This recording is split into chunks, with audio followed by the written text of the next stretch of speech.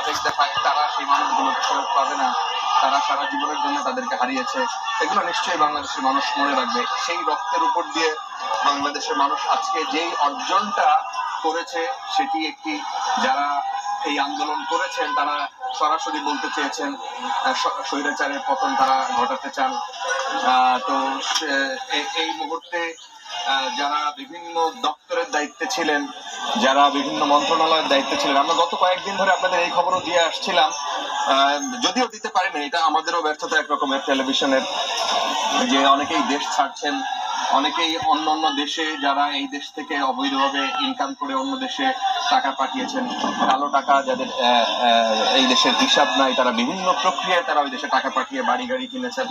এই মানুষগুলো হয়তো এই সুযোগে দেশ ছেড়েছেন, এখনো হয়তো ছাড়ার চেষ্টা করবেন বা করছেন, এবং অনেকেই হয়, আমরা যখন সাংবাদিকতার দৃষ্টিভঙ্গি থেকে বলি যে অনেকেই এটা বিশ্বাস করতেন না যে শেখ হাসিনা সরকারের কোনো সময় পতন হবে, এবং এটা অবিশ্বাস্য তারা মনে করতেন।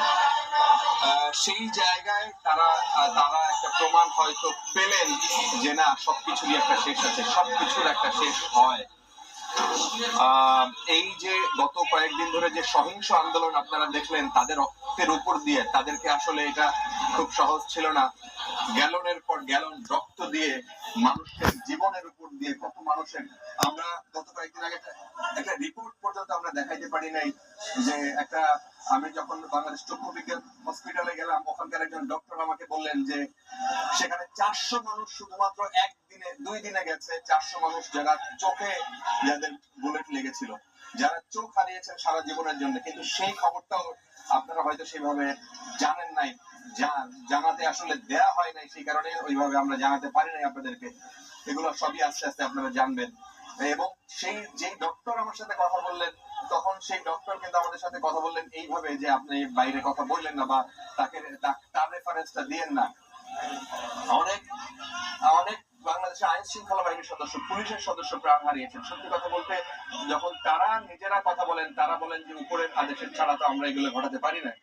তো এই যে সামগ্রিক একটা বিশৃঙ্খলা আমরা দেখলাম, সেই জায়গাটায় আমরা বিজয় সরণি দেখছি, রাজধানীর বিজয় সরণি।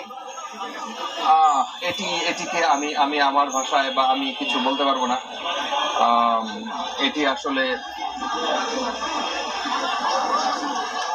বঙ্গবন্ধুর সবচেয়ে বড় যে স্থাপত্য শৈলী, যেটি হচ্ছে প্রধানমন্ত্রীর কার্যালয়ের সামনে, অর্থাৎ বিজয় সরণিতে,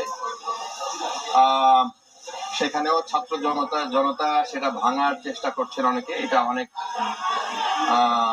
আমি জানি না, এটা অনেককেই কষ্ট দিবে, যেহেতু তিনি বঙ্গবন্ধু শেখ মুজিবুর রহমান, তার সম্পর্কে মানে এই বিষয়গুলো আসলে আস্তে আস্তে আসবে সামনে।